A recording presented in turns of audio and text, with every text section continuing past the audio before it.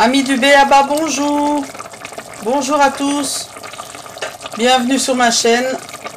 Voilà, nous sommes en train de préparer du pourpier à la congolaise avec un peu de poisson fumé. Voilà, ça donne ça. Au niveau du goût, c'est un goût assez neutre, un peu comme les épinards. C'est très doux et agréable. Et pour moi, n'importe qui pourrait aimer parce que ça n'a pas un goût prononcé dérangeant. Voilà, sans plus tarder, la liste des ingrédients qui seront nécessaires à la réalisation de cette recette de pourpier à la congolaise.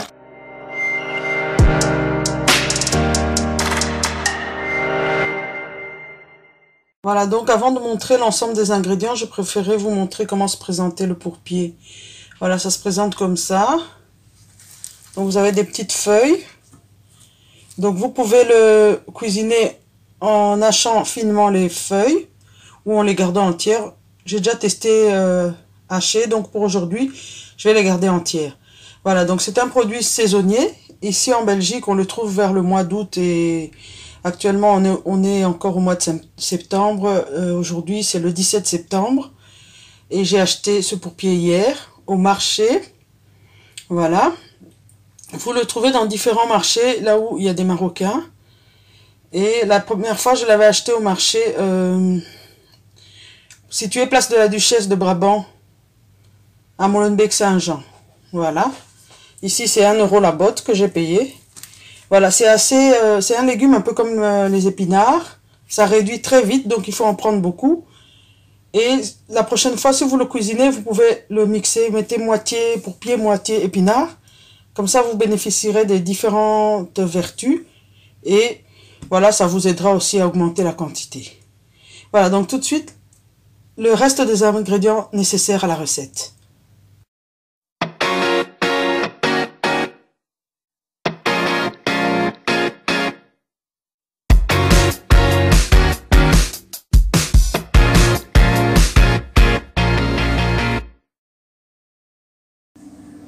Voilà, les ingrédients qui seront nécessaires pour réaliser ce pourpier à la congolaise, on va dire, mais je préfère souligner qu'on peut le faire avec de la pâte d'arachide, avec 36 000 variantes possibles, mais ici j'essaye de faire une recette simple.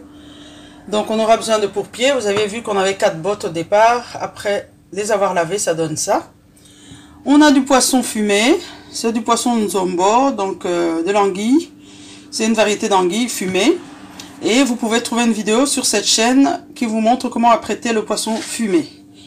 Alors là, on a 2 tomates fraîches. On a des oignons, des jeunes oignons qu'on appelle oignons ciboule, oignons nouveaux, oignons de printemps. Et un petit peu de céleri, une branche de céleri coupée.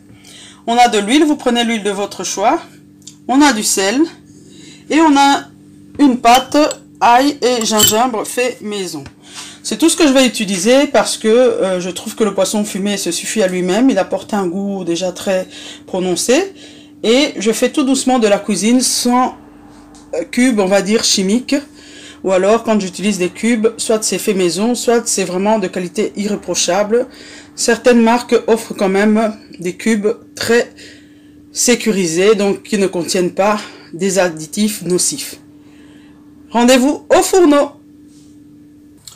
Voilà, on va commencer par mettre l'huile. Mettez la quantité qui vous semble correcte. Voilà, moi j'ai décidé de ne pas tout mettre. Je vous montre. Voilà. Voilà, donc on fait chauffer l'huile. Dès que c'est chaud, on met notre mélange oignons, jeunes oignons, céleri. Voilà, ça ne doit pas être trop chaud, ça ne doit pas être fumant. C'est vrai que dans la cuisine congolaise, on a acquis certaines habitudes par nos tantes, nos mamans. Au Congo, on a souvent l'habitude de surchauffer l'huile et puis de flamber presque tout. Et c'est des petites habitudes qu'il faut garder que pour les recettes où c'est nécessaire. Même en cuisine française, il y a des recettes comme ça. Mais il ne faut pas systématiquement le faire sur toutes les recettes possibles. Donc on va faire suer ce mélange aromatique. Après on va ajouter de la tomate. Donc c'est comme si on faisait une sauce tomate légère. Voilà, donc vos oignons doivent cuire quand même un petit peu. Parce que si vous ne les cuisez pas, quand vous allez ajouter la tomate, vous allez obtenir des oignons qui restent croquants. Ça peut être embêtant. Voilà. Une fois que tout ça est cuit, sans le rendre foncé, hein, ça doit rester clair. Vous pouvez maintenant à présent ajouter votre tomate. Voilà. Donc, ici, je vais déjà mettre une première fois du sel. Comme je vous l'avais dit, on va faire 100 cubes. Donc, moi, j'aime bien mettre le sel déjà même sur les éléments. Là, maintenant, on va laisser cuire gentiment. On se revoit tout à l'heure.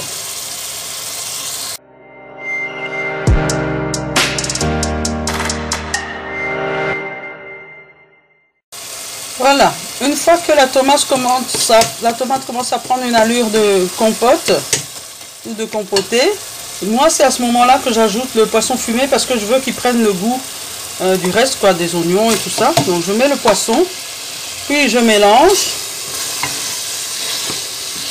puis ensuite je vais mettre de l'eau, puis je vais laisser cuire tout ça ensemble à couvert.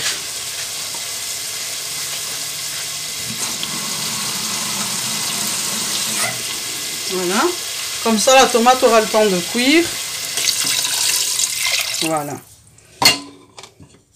Ensuite je vais couvrir et je vais laisser tout ça cuire ensemble. Il faut laisser le temps au poisson de s'imprégner du goût.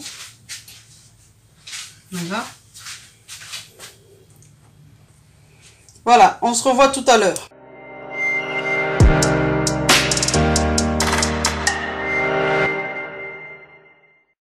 Voilà, donc ici ça fait environ 10 minutes que c'est en train de bouillir.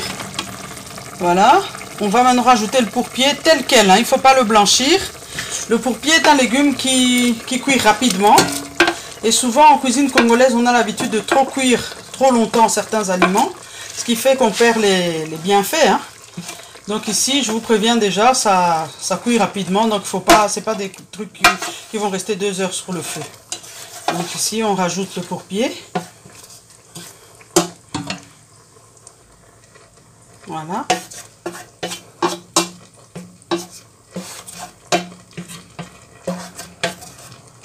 Maintenant, si vous aimez le poivre, vous pouvez mettre du poivre. Moi, j'aime bien le poivre, mais dans certains plats, en tout cas, le poivre n'est pas incompatible avec la cuisine congolaise, hein, je veux le préciser. Au Congo, nous avons du poivre du kivu, nous avons le poivre des gorilles, on a toutes sortes de poivres. Donc, c'est vraiment pas incompatible. Nos mamans le faisaient. Donc ici, maintenant, moi, je vais vous donner mon choix pour parfumer aujourd'hui. Je mets ce genre de piment. Je l'ouvre un petit peu pour que ça libère un parfum. Comme on cuisine 100 cubes, il faut parfumer autrement. Et puis un piment rouge. Tant que le piment n'est pas pété, en fait, on l'a pas explosé, eh bien, il va pas piquer. Celui-là, je l'ai ouvert, mais c'est un piment doux. Ça va? Donc ici, on va mettre peut-être vraiment un tout petit fond d'eau, pas trop. Sauf si vous voulez obtenir quelque chose de très liquide. Voilà. Je vais mettre un petit peu d'eau. Et moi, en général, je cuisine avec très peu de sel. Donc à ce stade, je ne vais pas rajouter du sel. Je vais laisser gentiment cuire. Et en fin de cuisson, je viendrai mettre la pâte ail et gingembre. Parce que là, ça parfume et en même temps, ça garde les bienfaits de l'ail et du gingembre quand ça n'a pas cuit trop longtemps. Je vais cuire avec cette pâte maximum 5 minutes.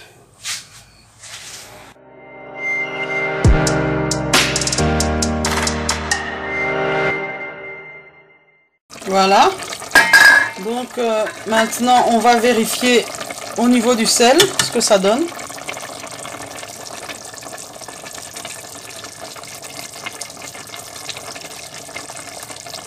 Voilà, après vérification, le sel me convient. Maintenant, on va rajouter notre pâte de ail et gingembre fait maison. Je vous conseille fortement de le faire vous-même. J'avais déjà publié ça à l'époque sur mon blog, mais je vais réactiver mon blog. C'est pas compliqué à faire, ça se conserve très bien, il n'y a pas de secret, juste dans un bocal avec de l'huile pour garder ça au frigo. Voilà, directement, je viens d'ajouter l'ail et le gingembre. Je sens l'odeur qui m'accueille. Ça sent bon. Quand vous avez ajouté l'ail et le gingembre, 5 minutes de cuisson. Après, c'est bon. Il ne faut pas cuire plus longtemps, sinon vous perdez toutes les propriétés.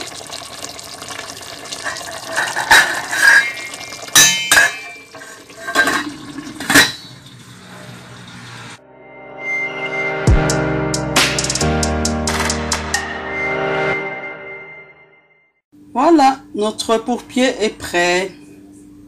Ça donne ça, et donc on va le manger avec une boule de semoule. Mélange semoule de blé et farine foufou d'igname. Un petit morceau de poisson salé. Voilà, on peut très bien le manger seul. Moi, souvent, c'est mon cas. Surtout qu'il y a du poisson dedans. Mais culturellement, on a été habitué. Même quand il y a un mélange de légumes avec du poisson dedans, il faut une viande à côté ou un poisson supplémentaire. Ça, c'est quelque chose que j'aurais du mal à enlever de la tête de beaucoup de Congolais. Donc, c'est par habitude. Comme on en a, on rajoute un petit complément. Voilà, donc c'est tout pour aujourd'hui. J'espère que cette vidéo vous aura été utile.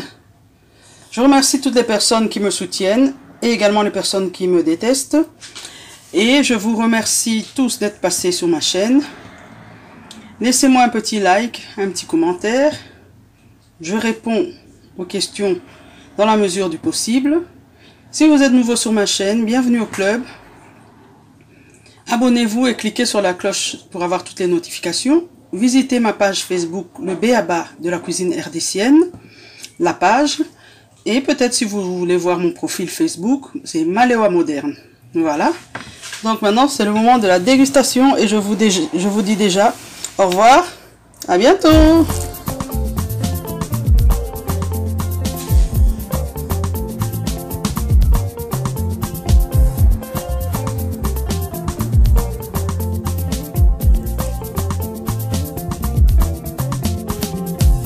C'est succulent, c'est très doux, le goût des chats. Voilà, si vous le souhaitez, mettez la pâte d'arachide, des arachides moulus, de l'huile de palme, tout ce que vous voulez. Mais moi, c'est bon. En plus, je trouve que c'est très light. Ciao!